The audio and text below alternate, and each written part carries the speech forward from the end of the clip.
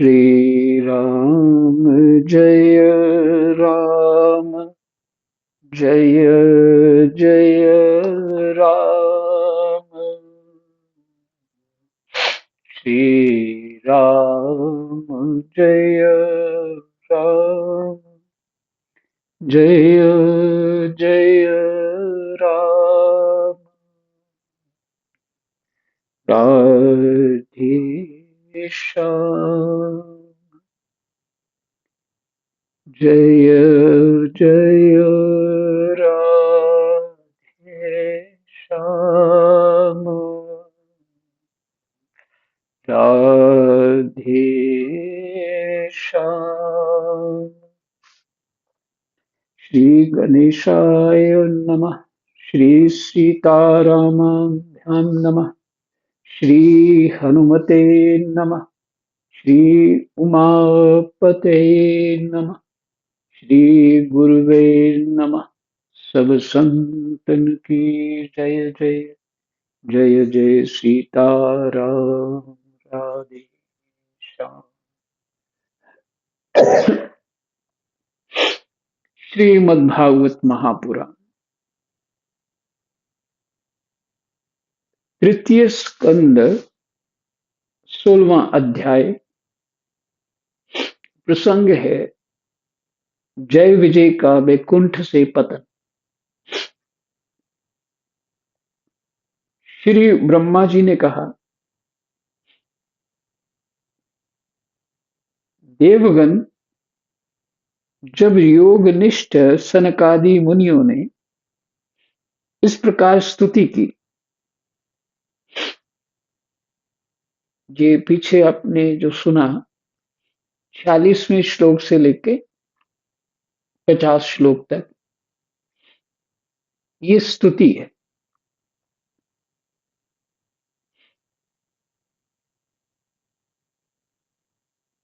स्तुति तो आप भूल गए होंगे।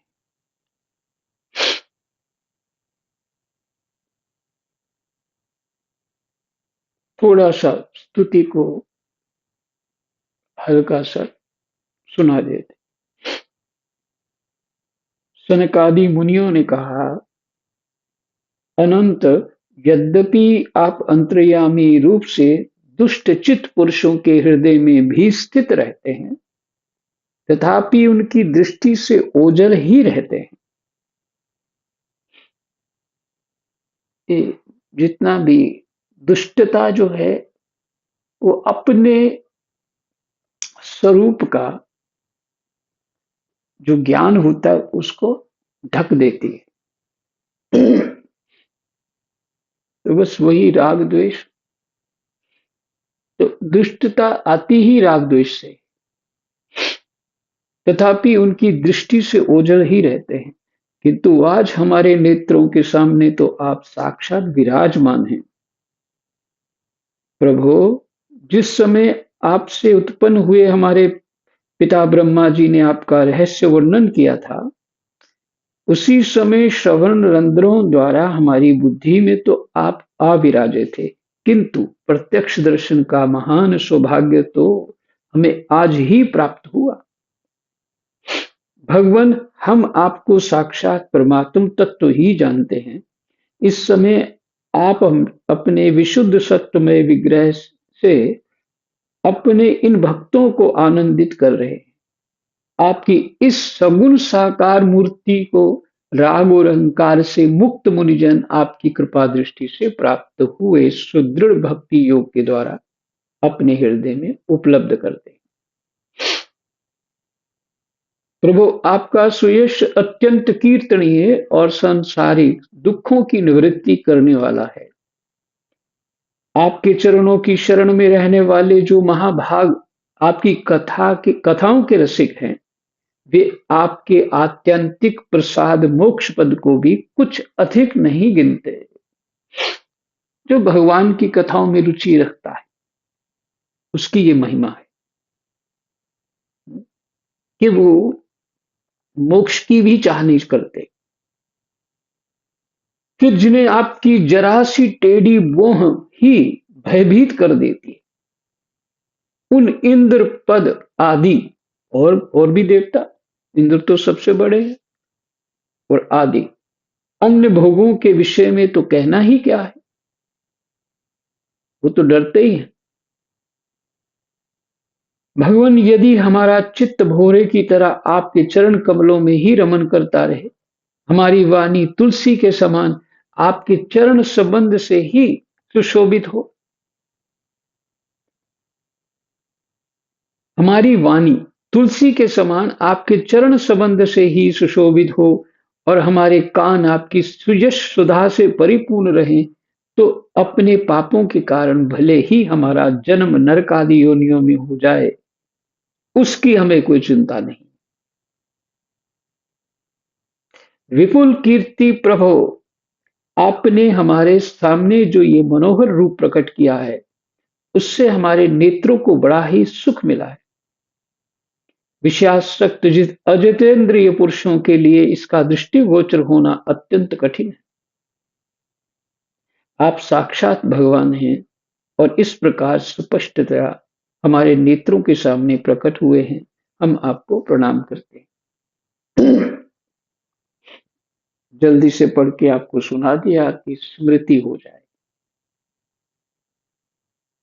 बहुत मार्मिक स्तुति है, ध्यान देने योग्य है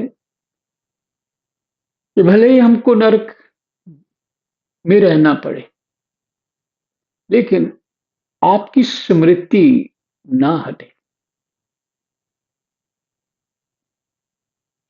आपकी स्मृति ना हटे।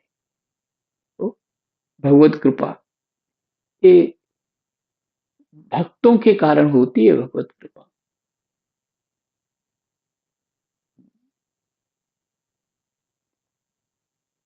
क्या कहें, आप सब जो पाठ सुन रहे हैं, पीछे कोई और है।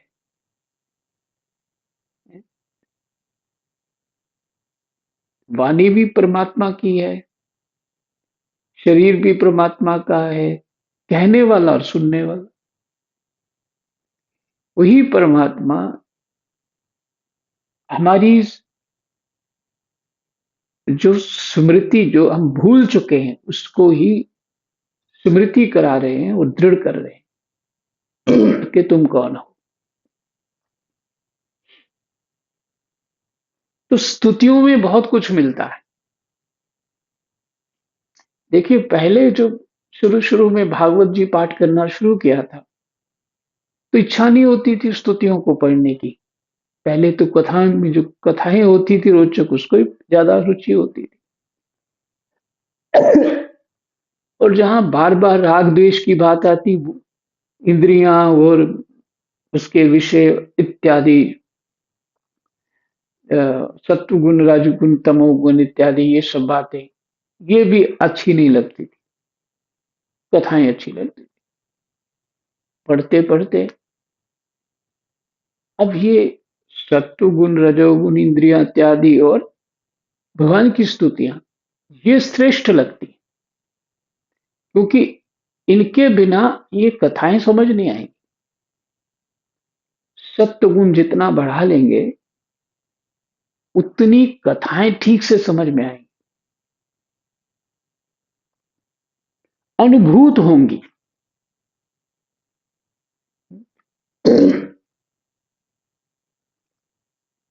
और एक आगे स्कंद पता नहीं कौन सा है, पर एक आगे एक पाठ है उसका, जिसको प्राप्ति हुई है सत्संग से ही हुई।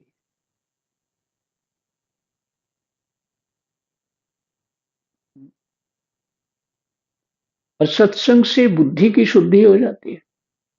बुद्धि का स्वरूप क्या है? ज्ञान।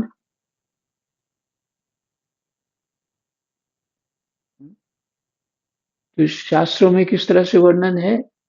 शरीर एक रथ है, इंद्रियां घोड़े हैं, मन लगाम है, बुद्धि सारथी बुद्धि है, और जो पीछे रथी है वो जीवात्मा है। तो अब देखिए एक दृश्य महाभारत का, बुद्धि की जगह भगवान बैठे हैं, जीवात्मा को सही दिशा में ले जाने के लिए। तो ज्ञान होना हमारी बुद्धि में, इन कथाओं से ज्ञान ही तो प्राप्त होता है। बुद्धि ज्ञान रूपा हो जाए, ज्ञान रूपा का अर्थ दूसरा ये भी है कि भगवत रूपा हो जाती है। ज्ञान का परिणाम तो यही है, भगवत रूप होना। तो तभी मन लगाम ठीक चलेगी और तभी घोड़े सही रास्ते पे जाएंगे। तो रथ को जहां जाना होगा वो गंतव्य स्थान पे सुरक्षित पहुंच जाएगा। और बुद्धि सुस्त हो, रजोगुनी तमोगुनी हो, तो अब उसकी बुद्धि जैसे चलेगी, मन के ऊपर नियंत्रण भी ढीला ढाला रहेगा, लगाम के ऊपर ढीला ढाला नियंत्रण रहेगा। घोड़े इधर उधर जा रहे हैं, पहले तो रथ को ही तोड़ेंगे, और जीवात्मा का क्या होगा वो तो आप समझ लीजिए। तो इसलिए भगवान की कथाएं बहुत अनिवार्य है। शास्त्रों को जितना हो सके, और कुछ करो ना करो, पाठ करते रहो, बैठ के इसका पाठ करते रहो। अगर वो कोई पाठ समझ नहीं आ रहा, उसको कई बार करो, आ जाएगा समझ। जो पढ़ नहीं सकते हैं वो सुन लिया करें। चाहे जो ये वाली हम ऑडियो बनाते हैं, जो वीडियो ऑडियो बनाते हैं, वो सुन लिया करें, अथवा औरों की भी बहुत सारी हैं। जिसमें थोड़ा ठीक लगे, कुछ समझ में आए तो सुनो। सीताराम। और आज है 16वां अध्याय, जय विजय का बैकुंठ से पतन। श्री ब्रह्मा जी ने कहा, देवगण, जब योगनिष्ठ सनकादि मुनियों ने इस प्रकार स्तुति की, तब बैकुंठ निवास श्री हरि ने उनकी प्रशंसा करते हुए कहा। सनकादि ऋषियों की प्रशंसा की। क्या कहा? श्री भगवान ने कहा, मुनिगण, ये जय विजय मेरे पार्षद हैं। इन्होंने मेरी कुछ भी परवाह न करके आपका बहुत बड़ा अपराध किया है। आप लोग भी मेरे अनुगत भक्त हैं, अतः इस प्रकार मेरी ही अवज्ञा करने के कारण आपने इन्हें जो दंड दिया है वह मुझे भी अभिमत है, मुझे स्वीकार है। ब्राह्मण मेरे परम आराध्य हैं। भगवान कहते हैं, ब्राह्मण मेरे परम आराध्य हैं। मेरे अनुचरों के द्वारा आप लोगों का जो तिरस्कार हुआ है उसे मैं अपना ही किया हुआ मानता हूं। ब्राह्मण का एक ही अर्थ है, प्रेमी भक्त भगवान का, और वो ज्ञान के बिना नहीं हो सकता। प्रेमी भक्त। ज्ञान, विवेक होने पर ही ज्ञान खुल पाएगा ना।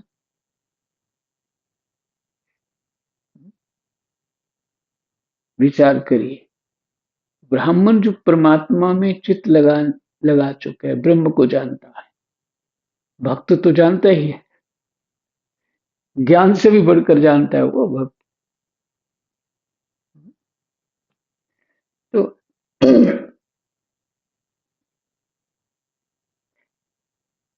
तो यहाँ भक्तों की ही प्रशंसा है। ब्राह्मण मेरे परम आराध्य हैं।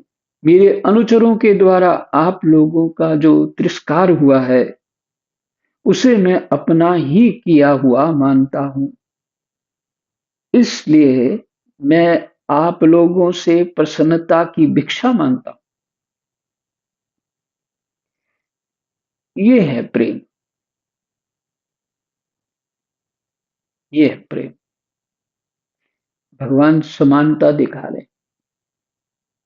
फिर भगवान में अज्ञान थोड़ी है कोई कि जो बड़ा और अपने आप को बड़ा माने। अज्ञानी जीव अपने आप को बड़ा मान सकता।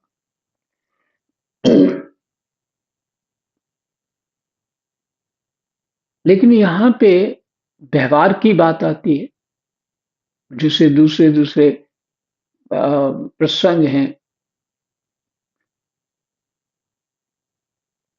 कि जो अपने से बड़ा है, ज्ञानी है, जो सूझबूझ वाला है, उसको हमने आदर नहीं किया तो दंड मिलेगा। ऐसी बहुत सारी कथाएं। तो यहाँ भगवान प्रेम की बात है, ज्ञान की बात है, प्रेम की बात है। विषय थोड़ा दूसरा है, व्यवहार वाला विषय नहीं है यहाँ पे। ये प्रेम है, वो भक्त हैं, कहते मेरे आराध्य देव हैं। और भगवान वही अपनी बात की पुष्टि भी कर रहे हैं। इसलिए मैं आप लोगों से प्रसन्नता की भीख मांगता हूं।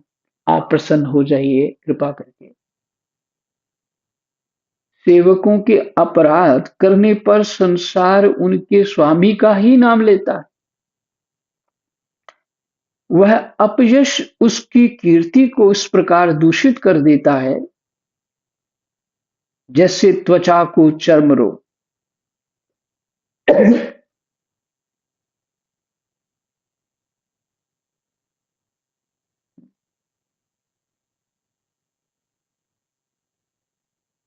जो स्वामी अच्छा ना हो, न्याय करने वाला ना हो, वह अपजस उसकी कीर्ति को इस प्रकार दूषित कर देता है, जैसे त्वचा को चर्म रोग। मेरी निर्मल सुयश सुधा में गोता लगाने वाले से, राम राम, गोता लगाने से चांडाल पर्यंत सारा जगत तुरंत पवित्र हो जाता है। मेरी निर्मल सुजस सुधा में गोता लगाने से चांडाल पर्यंत सारा जगत तुरंत पवित्र हो जाता है। श्री मथुरादास भक्तमाली जी अपनी भक्तमाल के कथाओं में और भक्तों के प्रसंग में ये श्लोक बोला करते थे। वो संस्कृत में बोलते थे और उसका अर्थ भी कर देते। तो ये मुझे याद आया, सुना हुआ है। मेरी निर्मल सुजस सुधा में गोता लगाने से, सुधा में अमृत, सुजस सुधा में गोता लगाने से चांडाल पर्यंत सारा जगत तुरंत पवित्र हो जाता है। इसलिए मैं वैकुंठ कहलाता हूं। क्यों है वैकुंठ नाम उस धाम का? जहां वैकुंठनाथ रहते हैं, इसलिए वो वैकुंठ। इसलिए मैं विकुंठ कहलाता हूं। किंतु यह पवित्र कीर्ति मुझे आप लोगों से ही प्राप्त हुई है। इसलिए जो कोई आपके विरुद्ध आचरण करेगा, वह मेरी भुजा ही क्यों ना हो, मैं उसे तुरंत काट डालूंगा। आप लोगों की सेवा करने से ही मेरी चरण रज को ऐसी पवित्रता प्राप्त हुई है। भगवान कह रहे मैं आपकी सेवा करता हूं ना, इसलिए मेरी चरण रज को इतनी महिमा प्राप्त है कि वह सारे पापों को तत्काल नष्ट कर देती है। चरण रज। और मुझे ऐसा सुंदर स्वभाव मिला है कि मेरे उदासीन रहने पर भी लक्ष्मी जी मुझे एक क्षण के लिए भी नहीं छोड़ती।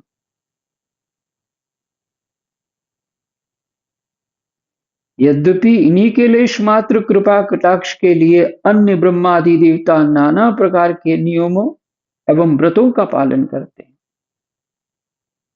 कि हम पे लक्ष्मी माता की कृपा हो जाए। क्योंकि मैं आपको, आपकी सेवा करता हूं, इसलिए मुझे इतने सारे गुण हैं।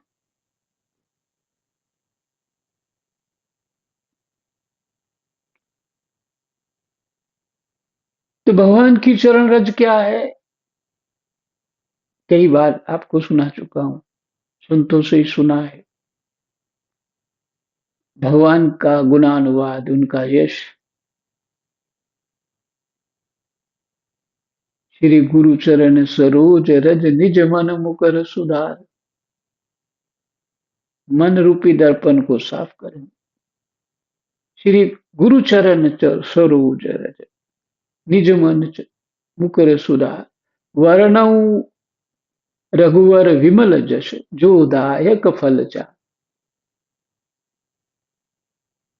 यही तो है चरण रज।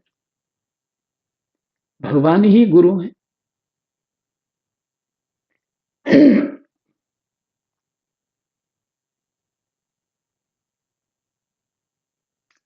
से भेद हो जाते हैं ना अपनी बुद्धि के अनुसार। कोई गुरु को ही भगवान मानता है, ये गुरु जो भी है मेरे भगवान है, और कोई मानता है भगवान ही गुरु हो गए।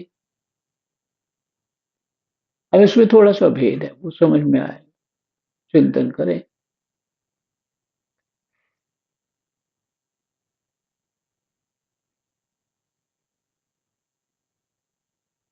तो मेरे चरण रज की जो ऐसी पवित्रता प्राप्त हुई है कि वह सारे पापों को तत्काल नष्ट कर देती, और मुझे ऐसा सुंदर स्वभाव मिला कि मेरे उदासीन रहने पर भी लक्ष्मी जी मुझे एक क्षण के लिए भी नहीं छोड़ती। यद्यपि इन्हीं के लेश मात्र कृपा कटाक्ष के लिए अन्य ब्रह्मादि देवता नाना प्रकार के नियमों एवं व्रतों का पालन करते हैं, जो अपने संपूर्ण कर्म फल मुझे अर्पण कर सदा संतुष्ट रहते हैं। जो अपने संपूर्ण कर्म फल मुझे अर्पण कर सदा संतुष्ट रहते हैं। गीता जी का श्लोक है ऐसा ही। वे निष्काम ब्राह्मण माने भक्त ग्रास ग्रास पर तृप्त होते हुए घी से तर तरह तरह के पकवानों का जब भोजन करते हैं, तब उनके मुख से मैं जैसा तृप्त होता हूं, वैसा यज्ञ में अग्नि रूप मुख से ही जजमान की दी हुई आहुतियों को ग्रहण करके नहीं होता। ये भक्त को भोजन कराने की महिमा तो भगवान पा रहे हैं ना। तो भगवान पा रहे हैं तो कैसा होना चाहिए भोजन।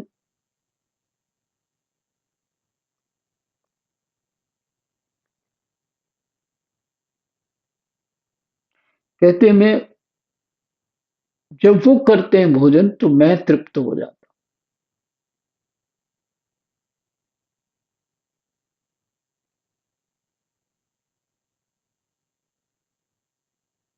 योग माया का अखंड और असीम ऐश्वर्य मेरे अधीन है,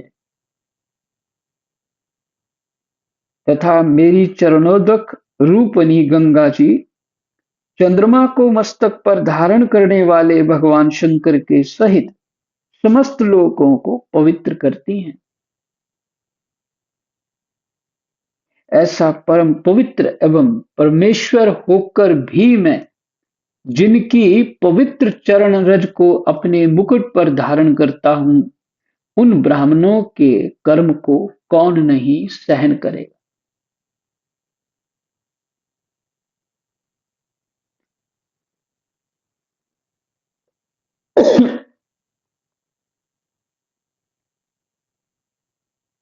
ब्राह्मण दूध देने वाली गाय, दूध देने वाली गौएं, बहुत सारी गौएं, और अनाथ प्राणी, ये मेरे ही शरीर हैं। पापों के द्वारा विवेक दृष्टि नष्ट हो जाने के कारण जो लोग इन्हें मुझसे भिन्न समझते हैं, पापों के द्वारा विवेक दृष्टि नष्ट हो जाने के कारण जो लोग इन्हें मुझसे भिन्न समझते हैं, उन्हें मेरे द्वारा नियुक्त यमराज के गृध्र जैसे दूत, जो सर्प के समान क्रोधी हैं, अत्यंत क्रोधित होकर अपनी चोंचों से नोचते हैं।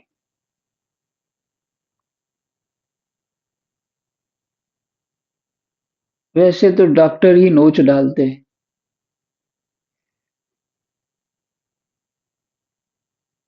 पापों के द्वारा विवेक दृष्टि नष्ट हो जाने के कारण जो लोग इन्हें मुझसे भिन्न समझते हैं, ऐसे प्राणियों को, कौन?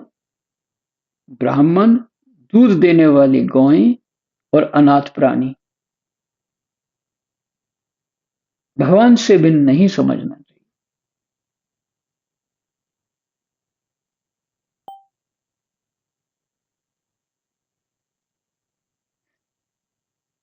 इन्हें मुझसे भिन्न समझते हैं, अलग समझते हैं। पापों के द्वारा विवेक दृष्टि नष्ट हो जाने के कारण जो लोग इन्हें मुझसे भिन्न समझते हैं, उन्हें मेरे द्वारा नियुक्त यमराज के गृध्र गीध जो होते हैं, उड़ते ऊपर, जैसे दूत, गृध्र जैसे दूत जो सर्प के समान क्रोधी हैं, अत्यंत क्रोधित होकर अपनी चोंचों से नोचते हैं। ब्राह्मण तिरस्कार पूर्वक कटु भाषण भी करे तो भी जो उसमें मेरी भावना करके प्रसन्न चित्त तथा अमृत भरी मुस्कान से युक्त मुख कमल से उसका आदर करते हैं, तथा जैसे रूठे हुए पिता को पुत्र और आप लोगों को मैं मनाता हूं, उसी प्रकार जो प्रेम पूर्ण वचनों से प्रार्थना करते हुए उन्हें शांत करते हैं, वे मुझे अपने वश में कर लेते हैं।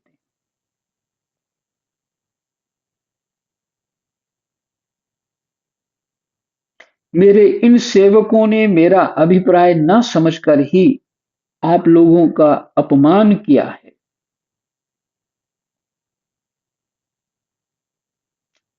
इसलिए मेरे अनुरोध से आप केवल इतनी कृपा कीजिए कि इनका ये निर्वासन काल शीघ्र ही समाप्त हो जाए।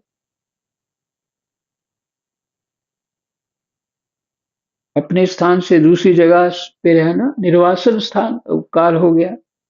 आपने जो यहाँ से बोला कि तो उस पाप योनि में जाओ, पाप लोक में जाओ, मृत्यु लोक में, इनका वो मृत्यु लोक जल्दी समाप्त हो जाए।